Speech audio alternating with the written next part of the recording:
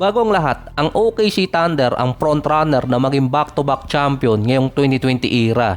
Every decade kasi merong nagiging back-to-back champion. Ang Thunder din ang una ulit team na naging defending champion ng umabot ng conference finals since 2019. Parang walang naging challenge sa Thunder sa first 2 rounds. Lahat winalist. Ang sagabal sa kanila ngayon, papasok ng finals ay San Antonio na makakatapat nila sa West Finals naman. Na kahit walang masyadong experience yung San Antonio, nakapasok sila ng conference finals dahil base kay Wemby, mataas yung kanilang confidence. Kaya experience versus confidence sa West Finals.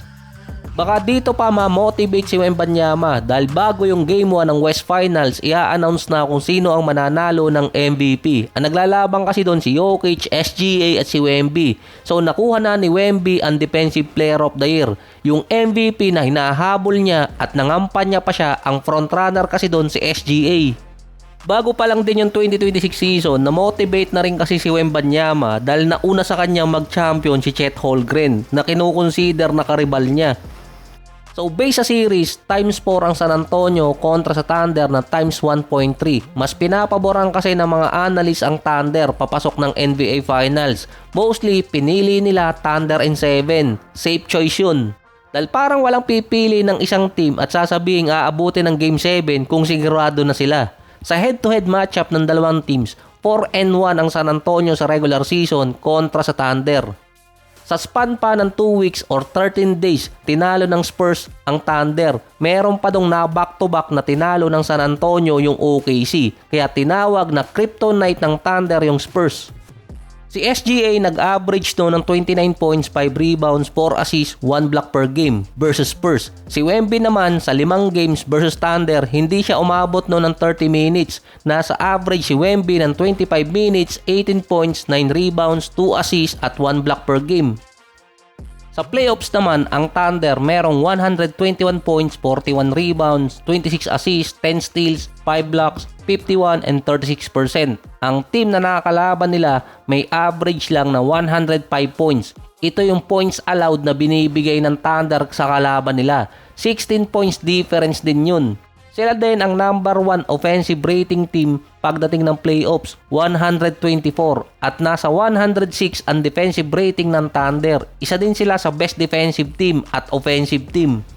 Sila din ang team na merong longer rotation, katulad ng sa San Antonio na meron namang almost 117 points, 47 rebounds, 25 assists, 8 steals at 8 blocks, 46 and 37% pa sila. Meron naman silang points differential sa kalaban na 15 points. Offensively, mas lamang ng malaki ang Thunder. Pero defensively, mas lamang ng malaki ang San Antonio dahil kay Wembanyama. Meron kasi ang Thunder na 106, samantalang yung San Antonio 99 ang defensive rating nila.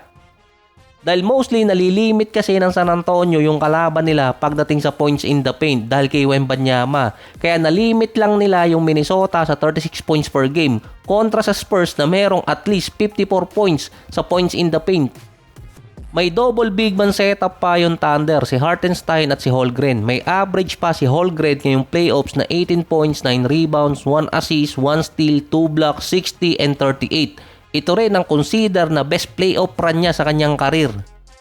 Pero noong nakaraang regular season, na-contain ni Wemby si Hartenstein at ito si Holmgren. Ang Spurs, yung starting unit nila, hindi kayang tapatan yung Thunder dahil mas malaki talaga yun. Ang susunod kasing malaki kay Wemby si Champagnie na merong 6'7" na height.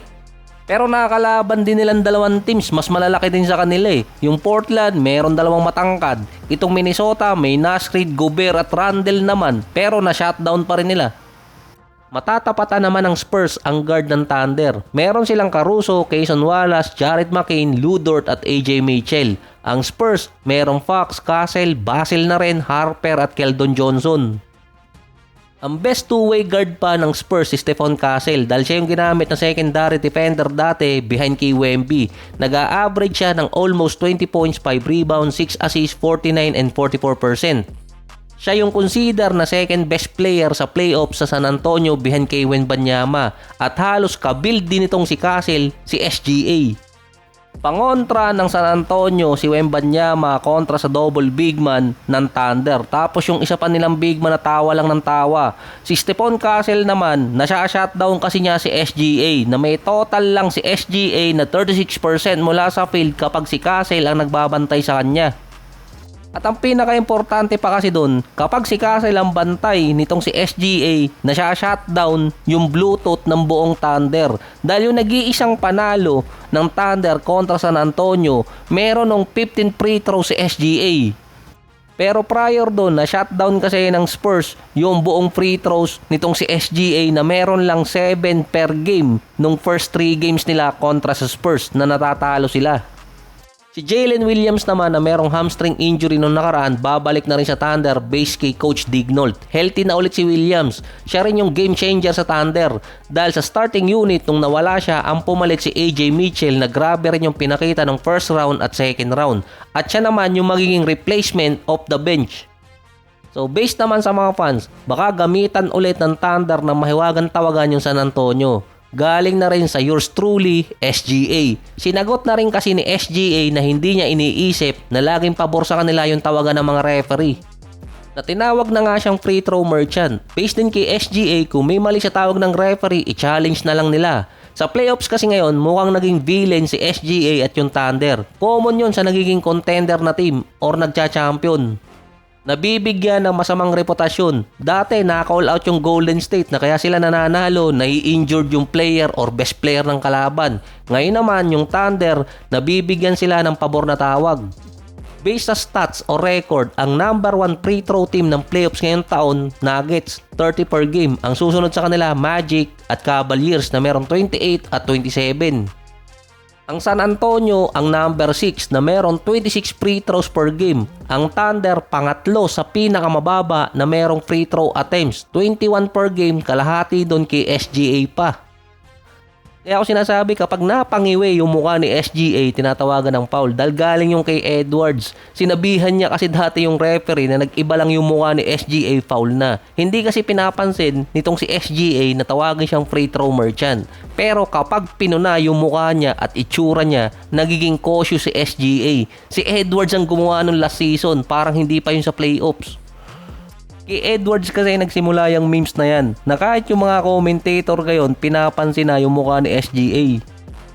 So hindi maalis kay SGA ang reputasyon na yon hanggang hukay niya nang dadalhin. Meron pang nakitang nasa practice na nga si SGA nagpa-flop pa. So ito nababasa ko lang sa mga forum at sa Twitter comment na hindi yung free throws at yung miss call ng referee ang problema ng San Antonio or kinakatakot ng mga fans. Kundi baka i-injured ni Lu Dort si Wembanyama. Kasi kahit masuspinde si Lu Dort, may papalit sa kanya. Pero kapag na-injured si Wemby, walang papalit sa kanya.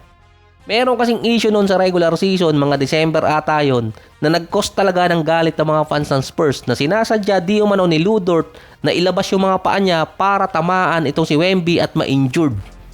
Nag-cost din sa first round at second round sa Spurs na kapag nawala si Wemby, natatalo sila at natatagalan din kasi makapag-adjust yung San Antonio. Based naman kay Wemby, paghahandaan ng San Antonio yung game 1. Panonoorin nila lahat ng game ng Thunder para i-scout. Ang isa doon yung naging game ng Lakers versus nga dito sa OKC, kung paano na shutdown ni Marcus Smart itong si SGA. Dahil yun lang ang series na si SGA parang naging normal na player or tinawag na mga commentator na parang naging normal siya kapag walang free throws. Dahil yung series sa Lakers ang tanging game na nahirapan si SGA na makascore ng 30 or more points since 2024 or since na-trade siya sa Thunder. Sinabi rin kasi ni Wemby na ibang series na versus Thunder at mapapalaban talaga sila doon dahil sila yung defending champion.